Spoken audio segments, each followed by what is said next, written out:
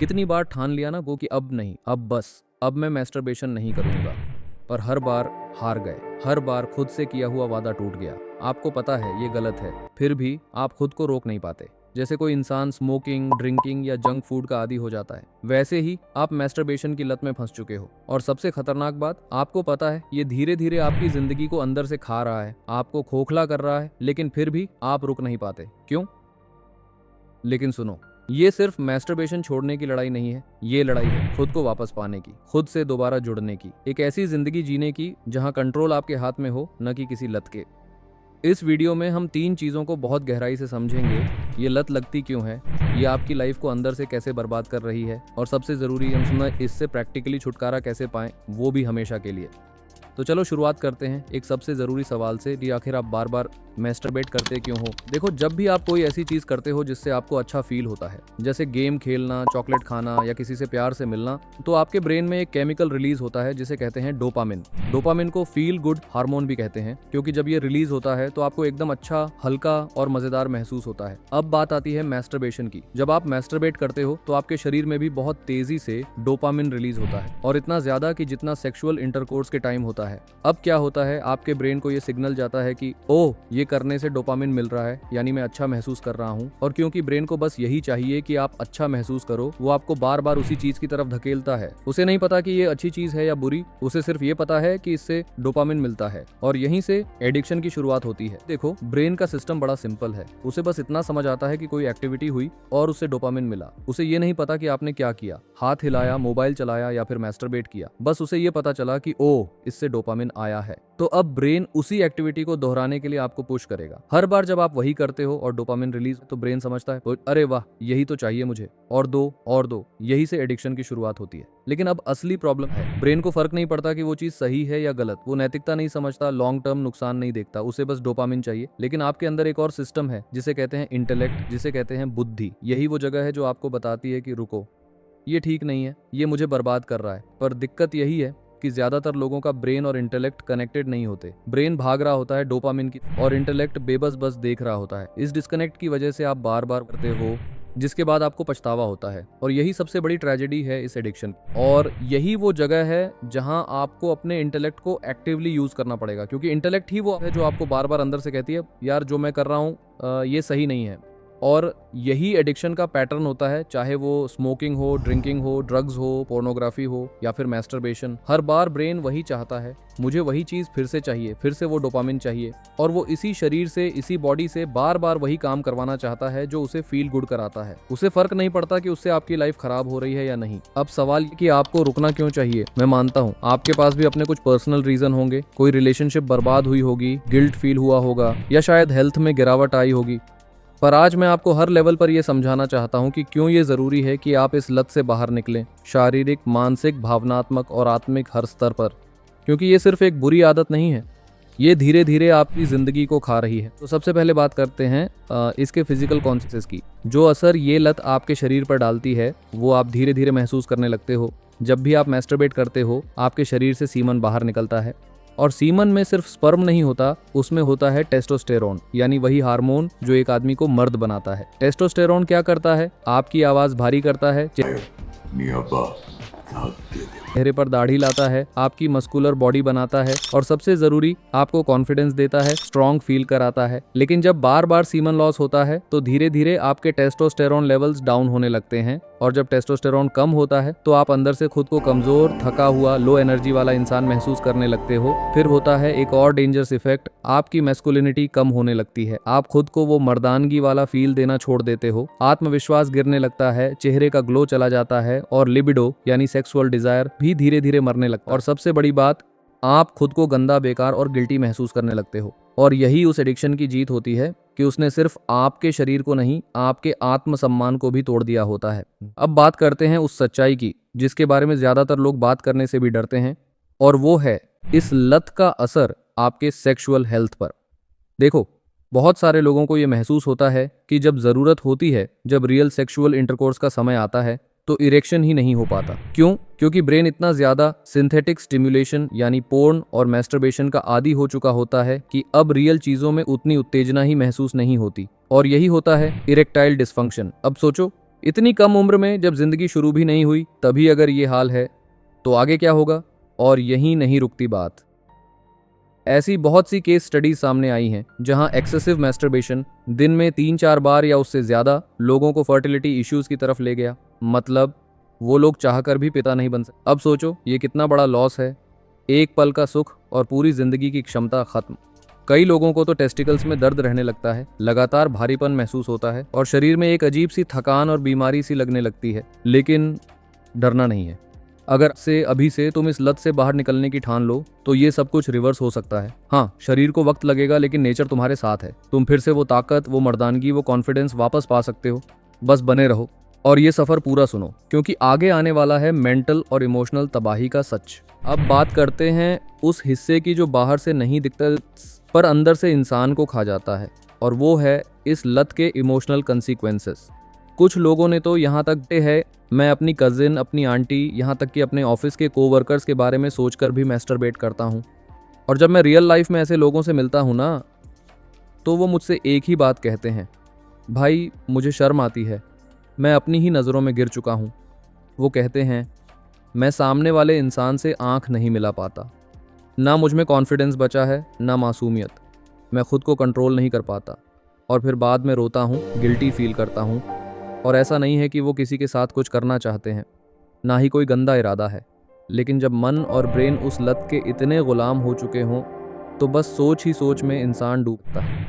और जब फिर रियल लाइफ में उन्हीं लोगों से मिलते हैं जिनके बारे में कभी सोचा था, तो दिल में गिल्ट होता है, आंखों में शर्म होती है और इंसान खुद को इंसान नहीं समझता। ज़रा सोचो, तुम किसी दोस्त से, किसी रिश्तेदार से, किसी मासूम इंसान से मिलते हो, अपने अंदर आवाज़ आती है, मैं इसके बारे में वैसा कैसे सोच सकता हूँ। और उसी वक्त तुम खुद से नज़रें चुराने लगते हो। तुम खुद नहीं रह जाते, तुम्हारा खुद पे से भरोसा उठ जाता है। तुम बाहर से मुस्कुराते हो पर अंदर से टूट चुके होते हो। और देखो, ये बातें बहुत पर्सनल हैं, बहुत प्राइवेट हैं और मैं उनका सम्मान करूँ, लेकिन ये इसलिए शेयर कर रहा हूँ ताकि तुम समझ सको तुम अकेले नहीं हो। तुम्हारे जैसे हजारों लड़के, लड़कियां, नौजवान इस गिल्ट, इस लत, इस खुद से नफरत के जाल में हुए हैं। पर भाई, अगर अभी तुम ये सुन रहे हो तो इसका मतलब है तुम बदलना चाहते हो, तुम ये सब खत्म करना चाहते हो और यही तुम्हारा सबसे बड़ा स्ट्रेंथ है। That is the worst feeling ever. Just think about it. तुम्हारे पास सब कुछ है, एक खूबसूरत वाइफ है, बच्चे हैं, एक फैमिली है जो तुमसे प्यार करती है, फिर भी रात के अंधेरे में तुम अकेले बैठे हो और किसी अनजान औरत के बारे में सोचकर मैस्टरबेट कर रहे हो। और मैं ये बातें बना नहीं रहा हूँ, मैंने ऐसे इंसानों के मैसेजेस पढ़े हैं जिन्होंने रोते हुए लिखा है, भाई मेरी शादी हो चुकी है, मेरे बच्चे भी हैं, लेकिन फिर भी मैं इस लत से बाहर नहीं निकल पा रहा। वो कहते हैं, मैं अपनी बीवी से प्यार करता हूँ पर फिर भी मैं खुद को रोक नहीं पाता। क्या तुम समझ सकते हो कि कोई इंसान अपनी बीवी से आई कांटेक्ट करने से डरता है क्योंकि उसे लगता है कि वो उसकी वाइफ को धोखा दे रहा है, अपनी सोचों से, अपने अंदर के डर्ट से। यही है इस लत की सबसे खतरनाक बात। ये सिर्फ तुम्हारी बॉडी को नहीं, तुम्हारे रिश्तों को भी खा जाती है। जो लोग सोचते हैं कि भाई शादी हो जाएगी तो सब ठीक हो जाएगा, वाइफ होगी, लाइफ सेट हो जाएगी, तो सुन लो सच्चाई, शादी कोई जादू की छड़ी नहीं होती। अगर तुम्हारे माइंड में गंदगी भरी है, अगर तुम्हारी ब्रेन वायर्ड है डोपामिन की गुलामी के लिए, तो वाइफ भी तुम्हारी जिंदगी में सिर्फ एक और इंसान बनकर रह जाएगी जिससे तुम कनेक्ट नहीं कर पाओगे।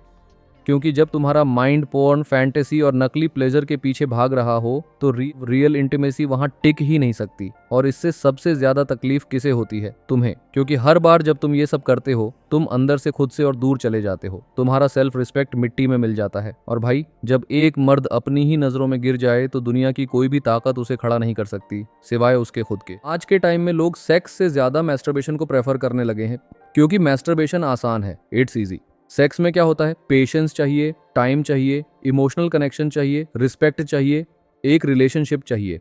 और मैस्टरबेशन में बस अकेले जाओ, फोन उठाओ, फैंटेसी में खो जाओ और काम हो गया। डोपामिन मिल गया, ब्रेन खुश। और यहीं पर प्रॉब्लम है, ब्रेन को सिर्फ डोपामिन चाहिए, उसे फर्क नहीं पड़ता कि तुम किसके साथ हो, कैसे हो, अकेले हो या शादीशुदा। इसलिए आज भी हजारों लोग शादीशुदा होकर, बीवी और बच्चों के साथ रहकर भी हर रात किसी और औरत को सोचकर मैस्टरबेट कर रहे हैं। क्यों? क्योंकि उन्होंने खुद को कभी इस लत से बाहर निकालने की कोशिश ही नहीं की। तो अगर तुम आज सोच रहे हो कि चलो यार, शादी के बाद सब ठीक हो जाएगा, बीवी आएगी, सेट हो जाएगी, तो सुन लो, वो वन फाइन डे कभी नहीं आने वाला, कभी नहीं।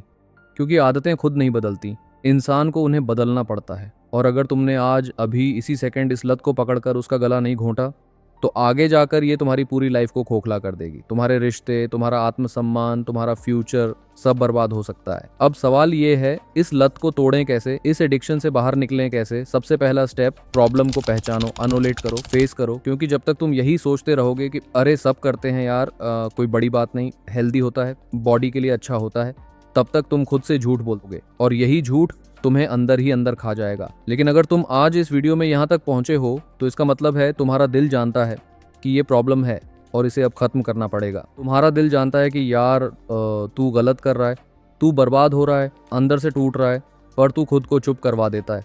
पर अब नहीं। सबसे पहला स्टेप, एक्सेप्ट करो। हाँ, मैं फंसा हुआ हूँ। हाँ, मुझे ये लत लग चुकी है। हाँ, मैं बर्बाद हो रहा हूँ। अगर तुम यही नहीं मानोगे ना तो भाई वीडियो छोड़ो, जाओ वापस उसी लूप में जहां तुम हर बार खुद से हार जाते हो। और अगर तुमने सच में एक्सेप्ट कर लिया है तो अगला स्टेप बहुत जरूरी है। स्टेप, ट्रिगर्स को पहचानो और खत्म करो। अब ट्रिगर्स क्या हैं? वो चीजें, वो जगहें, वो टाइम, वो मूवमेंट्स जिनसे तुम्हारा ब्रेन जुड़ चुका है मैस्टरबेशन के साथ। जैसे लोकेशन, बहुत से लोगों के लिए वॉशरूम एक ट्रिगर है। जैसे ही वहां जाते हैं ब्रेन समझ जाता है ओके टाइम टू मास्टरबेट। रात को सोने से ठीक पहले, जब सब सो गए हों, लाइट्स बंद हों, तब ब्रेन बोलता है चलो भाई वही वाला रिचुअल करते हैं। Phone usage, late night Instagram reels या कभी कभी बस बोरियत में स्क्रॉल करते हुए कुछ ऐसा दिख जाना, ट्रिगर। फीलिंग्स, जब अकेले हो, स्ट्रेस में हो, दुखी हो, ब्रेन को आदत है डोपामिन मांगने की। तुम्हें इन ट्रिगर्स को पकड़ना है, एक एक करके तोड़ना है, क्योंकि जब तक ट्रिगर मौजूद है तब तक ब्रेन का मैप वही रहेगा। बिना ट्रिगर बदले तुम्हारी आदत नहीं बदलेगी। अब तीसरा स्टेप, अपने ट्रिगर्स को पकड़ना और उन्हें हटाना। भाई ध्यान से, इंस्टाग्राम, यूट्यूब शॉर्ट्स, रील्स, ये सब मिलके तुम्हारे दिमाग को स्लो पॉइजन की तरह कंट्रोल कर रहे हैं। अब तुम्हें खुद से पूछना है मैं ट्रिगर कब होता हूँ? कौन सी चीज, कौन सा टाइम, कौन सी जगह, कौन सा मूड मुझे उस दिशा में ले जाता है? और फिर एक एक ट्रिगर को पकड़ो और खत्म करो। अगर इंस्टाग्राम पे स्क्रॉल करते हुए गंदगी दिख रही है तो अनफॉलो करो, म्यूट करो, ब्लॉक करो, या इंस्टा ही कुछ दिनों के लिए अनइंस्टॉल कर दो।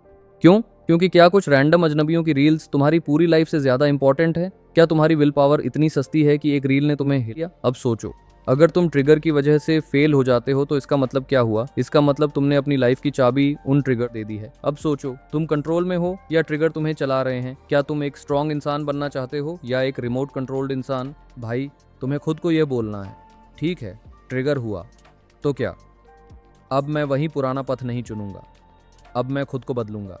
क्योंकि तुम्हारा दिमाग तब मजबूत बनता है जब तुम ट्रिगर के बाद भी खुद को कंट्रोल कर पाते हो। मान लो तुमने सारे ट्रिगर्स हटा दिए, सब कर लिया, लेकिन फिर भी अर्ज आ गई, फिर क्या करोगे? भाई यही वो मोमेंट है जहां या तो तुम गिरोगे या तुम खुद को उठाओगे। अब यहाँ तुम्हारे पास एकदम प्रैक्टिकल टोटके होने चाहिए। सबसे पहला टोटका, पुशअप्स मारो। हाँ, जितनी तेज अर्ज आए उतनी जोर से पुशअप्स मारो। 20 नहीं तो 50, 50 नहीं तो 100। जब तक थक ना जाओ रुकना मत। थकान से डोपामिन डाउन होता है, ब्रेन को लगेगा कुछ और हो रहा है। दूसरा, बहुत सारा पानी पी लो। हाँ सीरियसली, 2-3 गिलास ठंडा पानी एकदम से पी जाओ। और जब तुम पेशाब करने जाओगे ना, वो अर्ज खुद ही गायब हो जाएगी, क्योंकि उस टाइम जो टेम्पोरेरी अराउजल था ना, वो फ्लश हो जाएगा लिटरली। तीसरा, अपने भगवान को याद करो। जिस किसी पर भी तुम्हारा विश्वास है उसी पर ध्यान लगाओ। उसका नाम लो, उसकी तस्वीर देखो, उसे बोलो मुझे बचा लो, आज फिर गिरना नहीं है।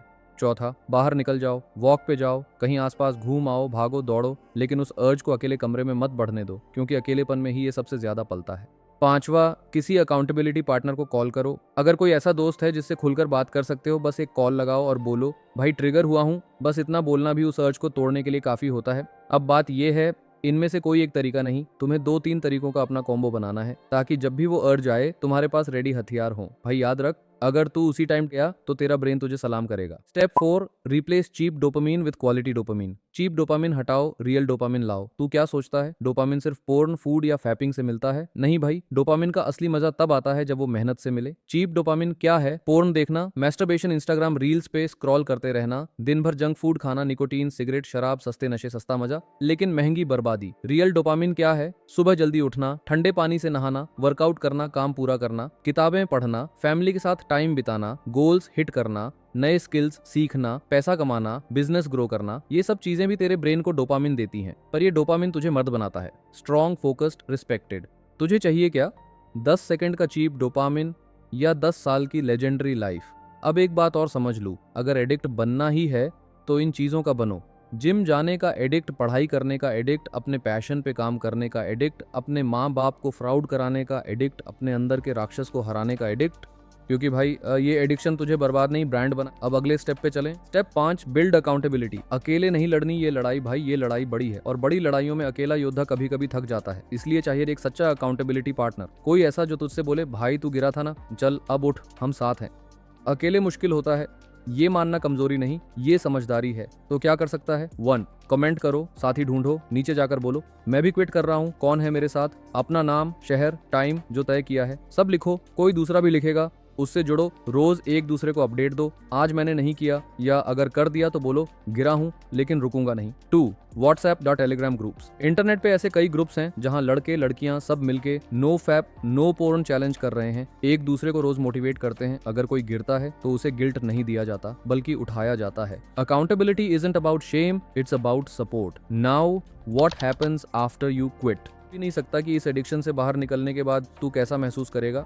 लोग कहते हैं मेरी एनर्जी वापस आ गई, मैं लड़कियों से नजर मिला के बात कर पाता हूँ, मेरी एंग्जाइटी चली गई, मेरी फैमिली के साथ बॉन्डिंग बढ़ गई, मेरी फोकस पावर बढ़ गई, मैं सुबह जल्दी उठ जाता हूँ, इतना थका होता हूँ फिर भी डिसिप्लिन में रहता हूँ। भाई ये फ्रीडम है, तू अब किसी अर्ज का गुलाम नहीं है, तू खुद का मालिक है। स्टेप 6, कंसिस्टेंसी एंड रिलैप्स से कैसे निपटे। भाई कोई जादू नहीं होता कि एक बार में सब कुछ खत्म हो जाए, रिलैप्स होंगे, लेकिन हर बार तुझे गिरने के बाद एक चीज याद रखनी है, falling isn't failure, staying down is.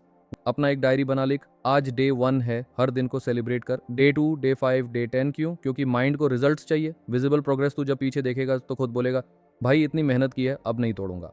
Relapse हुआ तो गिल्ट में मत डूब, एनालाइज कर क्यों हुआ, क्या ट्रिगर था, क्या मिसिंग था, अगली बार के लिए स्ट्रेटेजी बना। Relapse is not the end, it's just a lesson. तो अब कमेंट में सिर्फ एक चीज लिख, मैं तैयार हूं, no more weakness only strength, I am in control. तुम वो इंसान हो जो एडिक्शन के कारण फंस गया है, लेकिन अब तुमने वो हिम्मत दिखाई है जो बहुत से लोग जिंदगी भर नहीं दिखा पाते। और बस यही सबसे बड़ी जीत है, सच को स्वीकार करना और उससे बाहर आने की जिद करना। हर इंसान के अंदर एक हीरो होता है, बस उसे जगाना पड़ता है। आज वो हीरो जाग रहा है भाई, आज वो असली तू वापसी कर रहा है।